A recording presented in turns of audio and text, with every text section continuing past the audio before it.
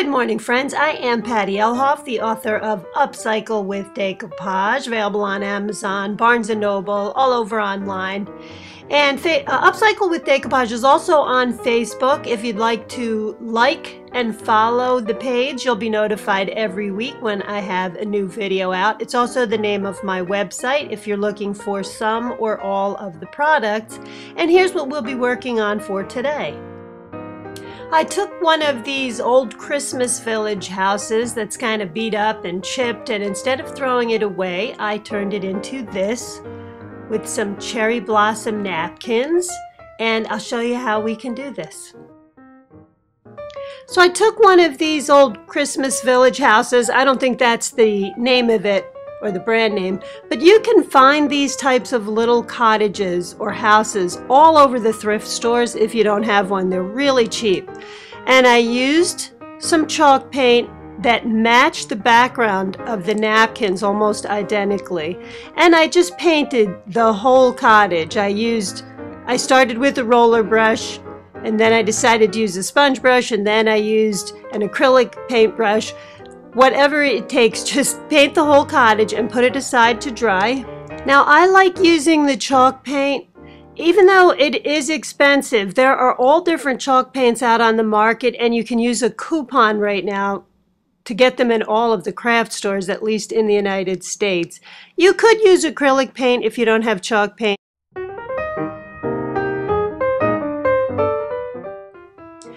Here's our napkin, and while the cottage is drying, I took a napkin that I had not yet separated, and I wet a pointed paintbrush, and I went around the pattern of the napkin and tore away the little sections that I wanted.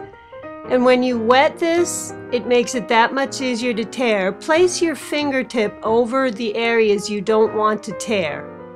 And I just went around the whole napkin, and I did this. I took away as many images as I needed. I only used 2 napkins for this cottage because it's so tiny, or this little house. It's so small. So gauge or estimate how many napkins you'll need. Tear out your images. And of course, you don't need to use cherry blossoms. You could use any images you would like. You just probably would like a smaller pattern. And just go around, tear all of these out, and put them aside to dry. Now that the cottage has dried, I'm just taking a pin and I'm going around all of these tiny little windows to poke holes through them. And now I'm going to go back to those napkin pieces, and I'm using a little tiny bit of water on my fingers because it helps to separate the napkins, and I'm going to separate all of these little pieces. And I put some matte decoupage glue, you can use Mod Podge for this, in a little dish, and took a piece of the napkin. Now, I didn't put decoupage glue down first. I put the napkin down, and I'm almost painting it on. You just want to use a soft touch, but you just lay the napkin down. And it's probably best to use this type of a brush as opposed to a sponge brush. There are a lot of grooves in these houses. So just go around the turns like this, paint them on, and I continued to do this around the whole piece. I tried to keep the pattern going in the same direction so that it looked like the cherry blossoms were growing up, but you may be using a different pattern, and that's completely up to you. But again, you see there's tiny windows in here?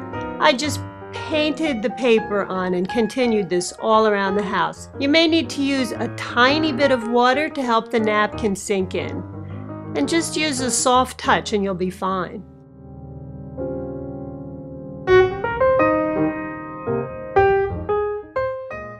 I tried to use larger pieces of napkins to go over larger areas. And then I had some smaller pieces cut out to make it easier to go around areas like that little chimney up there. And whatever you have around the sides, you can always file away when this is dry. It is best to complete one side at a time. I then took this and I put it in my oven, and Mod Podge and decoupage glue is non-toxic, so it's okay. I set the oven to 175. But do you see this color difference here? This napkin has a tiny bit of a pearl finish on it. I don't know if you can see that, and I think that's why there was a little bit of discoloration. You do not have to put this in the oven. The oven does tend to harden it and remove even more wrinkles. So a cold oven set to 175. When it reaches 175, I turn it off and leave the house in there for a half an hour.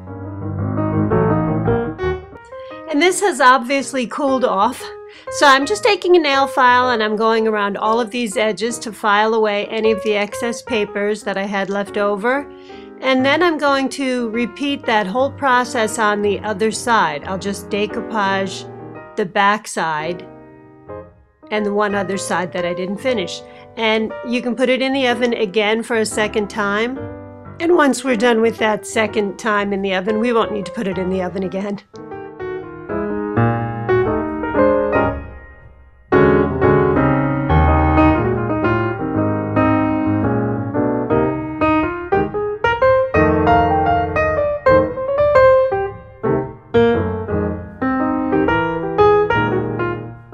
Now, once everything's dry and you've got everything filed away, you want to take one more coat of your decoupage glue or Mod Podge and paint the whole surface and put it aside to dry.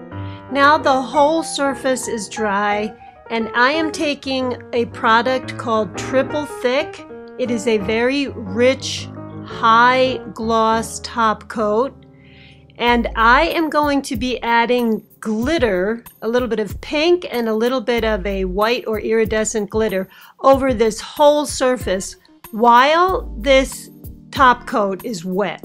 So in essence, I will be using this Triple Thick as an adhesive for the glitter. If you are going to use the Triple Thick, you cannot use a sponge brush with it. The sponge will disintegrate and get all over your work. So you do need to use an acrylic brush like the one that I have here, or a bristle brush.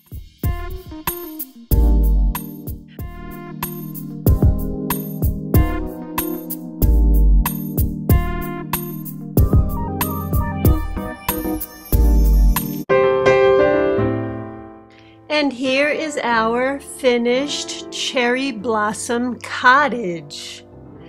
If you've got any questions, please feel free to ask me. I am all too happy to help. Don't forget about my website, which is upcyclewithdecoupage.vpweb.com, for the supplies you're looking for.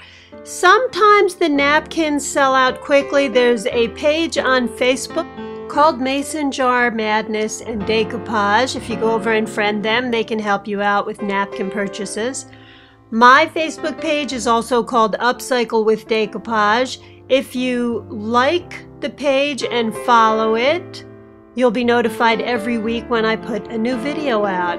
So I hope you like this, you guys. Again, feel free to ask me any questions. Thank you so much for your comments. Thank you so much for subscribing. That means a lot to me. And here's the before and the after of this little project. I hope you guys liked it. I will see you next week with another video. Thanks again. Bye-bye.